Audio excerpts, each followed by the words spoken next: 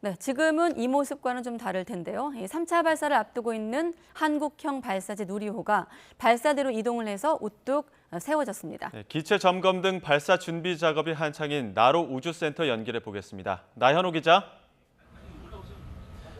네, 여기는 전남 고흥 나로 우주센터입니다.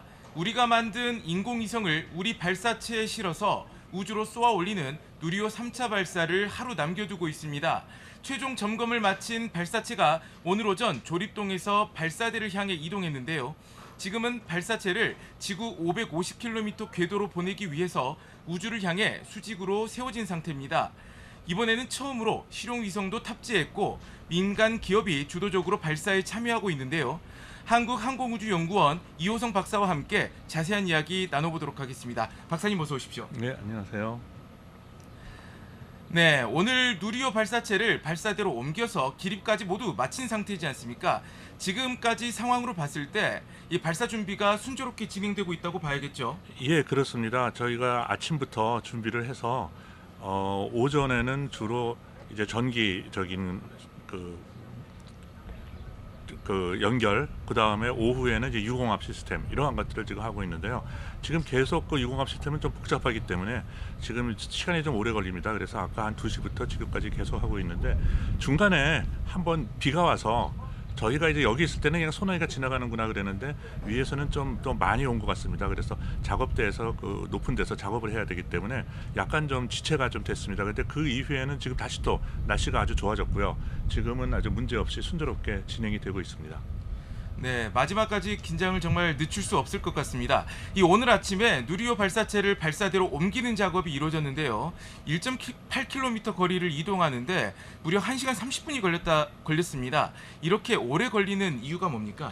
예, 저희가 오래 걸리는 이유는 조심하기 때문에 그렇습니다. 아주 천천히. 왜냐하면 지금 현재 그 하중을 받으면 안 되는 그런 부위들이 있기 때문에 굉장히 길지 않습니까? 저 긴 것이 사실은 굉장히 얇은 그런 알루미늄 탱크입니다. 근데 알루미늄 탱크지만은 굉장히 얇기 때문에 그 안에 추진제가 가득 채워지면은 이제 좀 강해지겠지만은 그것은 안에가 지금 비어 있기 때문에 조금이라도 충격을 받으면은 이제 잘못될 수가 있고요. 저희가 이제 설계하고 그럴 때는 이제 그런 것까지 다 고려하면 되지 않겠냐 생각하지만 저희가 설계는 누리호를 발사하면서 발사 하중에 대한 것이거든요. 거기서 구조 항력을 갖다 저희가 견딜 수 있게끔 이렇게 설계를 한 거지 이런 그 안에 텅 비어 있는 상태에서 강도를 유지하도록 설계한 것은 아니거든요. 그렇기 때문에 아주 조심스럽고 또 중간중간에 저희가 굉장히 체크해야 될 그러한 그 센서들이 있습니다. 움직이면서 충격을 받거나 이러면은 이제 조정을 다시 해야 되는 캘리브레이션을 다시 해야 되고 이러는 센서들이 있기 때문에 그런 것들을 다 확인하면서 진행하기 때문에 좀 천천히 진행하게 돼 있습니다. 그리고 또한 저희 발사대가 저 언덕 위에 있습니다. 그래서 굉장히 길고 이런 무거운 그런 발사체를 눕혀서 이동을 하기 위해서 아주 조심스럽게 이동을 해야 할 필요가 있습니다. 네, 이제 발사체를 우주를 향해 이 수직으로 세우는 작업까지 모두 끝났습니다. 박사님, 지금 진행 중인 작업과 그리고 앞으로 어떤 일정이 진행되는지 설명해 주시죠. 예, 저희가 지금 이제 진행되는 작업은 실제 이제 발사대 위에 세워놓고 여러 가지들 신호를 받기 위한 것들, 또 신호를 주기 위한 것들, 그다음에 산화제나 이런 것들을 공급하기 위한 것, 기공합, 유공합 등을 공급하기 위한 것 이러한 연결들을 지금 하고 있습니다. 그래서 그러한 것들의 연결이 이제 완전히 끝나야지 내일 저희가 이제 확인을 하면서 제대로 연결이 다 됐는지 이런 것들을 이제 확인을 하면서 발사를 할 수 있겠습니다. 네, 이제 내일이 발사일입니다. 마지막 변수는 아무래도 날씨 아니겠습니까? 아까 말씀하신 것처럼 조금 전에 이곳에 비바람이 몰아치기도 했었는데요. 이 누리호 성공 발사를 위한 날씨 그리고 우주 환경 조건은 어떻게 됩니까? 예, 저희가 날씨는 항상 벌써 계속 저희는 조사를 하고 있습니다. 그래서 한 5일 전부터 라디오 존대를 띄우면서 확인을 하고 또 특히 이제 고층풍은 어떻게 되는지 이러한 것들은 저희가 윈드, 라이다 이런 것들을 갖다 사용을 해서 확인을 하고 있습니다. 그래서 실제적으로 지금 봐서는 저희가 생각하기에는 이제 큰 문제는 날씨에 대한 문제는 이제 큰 것은 없는 그러한 다고 생각을 하고 있고요. 단지 이제 그 시간대에 그 우주 환경이 어떻게 변하는가 이런 거는데 그런 것들은 또 저희가 또 계속 모니터링을 하고 있기 때문에 예, 지금 현재로서는 큰 문제는 없으리라 생각이 듭니다. 네, 지난 2차 발사 때는 이 산화제 탱크 센서 문제 때문에 한 차례 발사가 연기된 적이 있었습니다. 이번에도 혹시 뭐 그러한 문제가 생길 가능성은 없는 건가요? 그 사실 그런 문제 생길 가능성은 언제나 있습니다. 그렇게 말씀드리면 조금 이제 섭섭해하실지도 모르겠는데 왜냐하면 저희가 그런 예상치 못한 그런 문제들은 언제든지 발생할 수 있는 거고 예를 들어 보면은 어떤 때는 그 외국의 발사체 같은 경우에는 이제 단지 그 전까지는 잘 작동했지만 그런 아주 사소한 그 필터가 나가서 그 공급 교환을 막아버려 가지고 예, 압력이 높아져서 이렇게 발사를 할 때 실패한 그런 경우도 있었거든요. 그래서 그러한 것들은 저희는 이제 저희는 할 만큼 하도록 노력을 했지만은 또 모르는 부분 또 이런 부분이 언제든지 생길 수 있기 때문에 항상 주시하고 있습니다. 예. 네, 알겠습니다. 이 지난 1, 2차 발사가 이 시험 발사 성격이 강했다면 이번 발사야말로 실전이라고 하지 않습니까? 실용 위성을 처음 쏘아보기 때문이라고 하죠.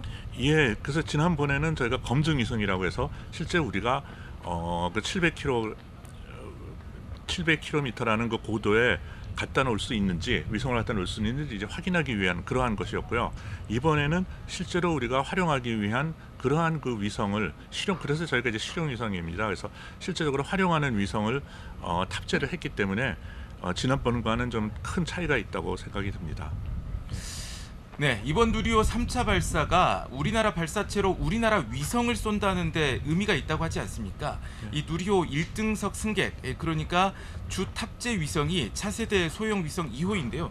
좀 소개 좀 해주시죠. 예, 차세대 소형 위성 2호는 저희가 원래는 그 카이스트의 그 인공위성 연구소에서 개발을 한 그러한 그 위성체입니다. 그래서 한 180kg 그 정도에 되어 있고 또 중요한 것은 이제 영상 레이더를 넣어서 실제적으로 우리 광학이 아니고 사진을 찍는 것이 아니고 영상 레이더로 데이터를 얻는 것입니다. 그리고 레조루션도 한 5m 정도 해서 한 번에 한 40km 정도를 갖다 이제 찍을 수 있는 그러한 것이기 때문에 상당히 중요하고 이런 것들이 다 그 저희 국내 기술로 다 개발이 된 겁니다. 그리고 특히 우주 방사선에서 어떻게 우리나라에서 그 개발한 그 부품들을 영향이 미치는지 이러한 것들이 다 그 시험을 하게 되겠습니다.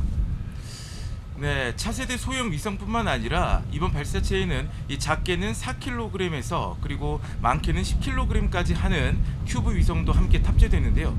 각각 어떤 역할을 하는 위성들이죠? 예, 그것은 저희가 그 제일 먼저 그 천문연구소에서 개발한 그 도요셋이 있습니다. 그래서 도요셋은 원래는 우리 그 러시아에서 발사를 할 예정이었는데 그쪽에 이제 사정이 안 좋아서 발사를 못했지만은 저희 그 나로에서 이제 발사를 할 수 있겠다 해가지고는 이제 들어왔습니다. 그래서 저희가 이제 그것을 그 발사를 하게 됐고요. 그 다음에는 거기에 이제 그 우리나라 국내 업체에서 하고 있는 그 루미르나 아니면 카이로스페이스, 저스텍 이런 데서 이제 이렇게 조그만 그런 큐브 위성인데 각자 다 국내에서 그 개발한 그 것입니다. 그렇기 때문에 거기에 이제 광학 시스템 이런 것들도 테스트를 해야 되고 특히 뭐 카이로스페이스 같은 경우에는 단지 그 우리가 사진만 찍고 그러니까 지형만 관찰하는 것이 아니고 실제적으로 그 우주의 그런 쓰레기를 갖다 어떻게 처리하는지 이런 것들에 대한 연구를 많이 해서 실제 만약 위성이 그 소명을 배터리가 다 떨어지고 수명을 다하게 되면은 대개 그냥 내버려 두면은 거의 한 80년 가까이도 궤도를 돌고 있습니다. 그래서 그 다시 떨어지기 전까지 그렇지만 이제 그 경우에는 만약에 안 되면은 다시 그 안에서 어떤 그런 반응을 일으키면서 부피를 좀 크게 하고 뭐 그래서 이제 자연스럽게 천천히 이 지구 궤도로 떨어져서 타가 없어서 지금 한 15년 이내로 그냥 없어지게끔 이렇게 만드는 그러한 기술을 해서 저는 이제 그것도 굉장히 큰 의미가 있다고 생각을 합니다. 네, 이번 발사가 누리호 3차 발사인데 또 1, 2차 발사 때와는 달라진 것 중에 하나가 바로 발사 시각입니다. 지금까지는 오후 4시에 발사했는데 이번에는 이 초저녁 시간대에 발사가 되거든요. 왜 그러는 겁니까? 예, 그것은 이제 저희 저희가 탑재하고 있는 그 위성들의 요구 사항이 이제 그렇습니다. 그때 저희 발사를 해달라. 그래서 어느 궤도에 고도 얼마에 어느 궤도에다 그 위성을 녹아달라라는 요구 사항이 있습니다. 그래서 그 이유는 뭐냐 하면은 그 차세대 소형 위성 2호가 그 소형 영상 레이더가 있습니다. 그런데 그것이 레이더다 보니까 이제 전기를 많이 소모를 하기 때문에 빨리 궤도에서 그 우리 전개를 해서 그 에너지를 받아야 되기 때문에 그 태양 동기 궤도에 계속 있게 하기 위해서는 그 시간대가 제일 좋다 해가지고 이제 결정이 됐습니다. 그래서 저희는 그 윈도를 지키기 위해서 그 시간대에 그 위성을 궤도에다 놓기 위해서 시간이 그렇게 정해진 것입니다. 네, 알겠습니다. 그 이번 발사에는 이 민간 기업들도 참여했는데요.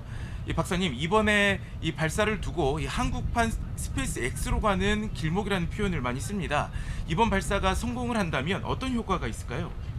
저희가 그동안은 저희 연구소 주로 연구소에서 주도해서 설계해서 이제 발사 운영도 하고 발사를 하고 했지만은 지금은 이제 이번에는 그 민간에 참여를 시켜서 조금씩 민간한테 저희의 기술을 이제 이전하려고 하는 것입니다. 그래서 독자적으로 민간이 그 발사체 시장에서 독자적인으로 살아남을 수 있을 만큼 그만한 그 기술을 전수해주기 위한 거죠. 그래서 저희가 지금 이제 3호하고 그다음에 이제 4호, 5호, 6호 앞으로 계속 지원해서 나중에 그 6호에서는 저희 우리 발사 통제만 제외하고는 뭐 거의 모든 것을 다 산업체에서 알아서 하게끔 이렇게 저희가 지원할 예정입니다.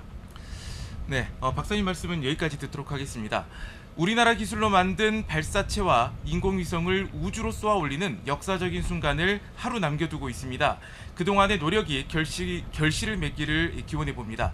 지금까지 전남 고흥 나로우주센터에서 전해드렸습니다.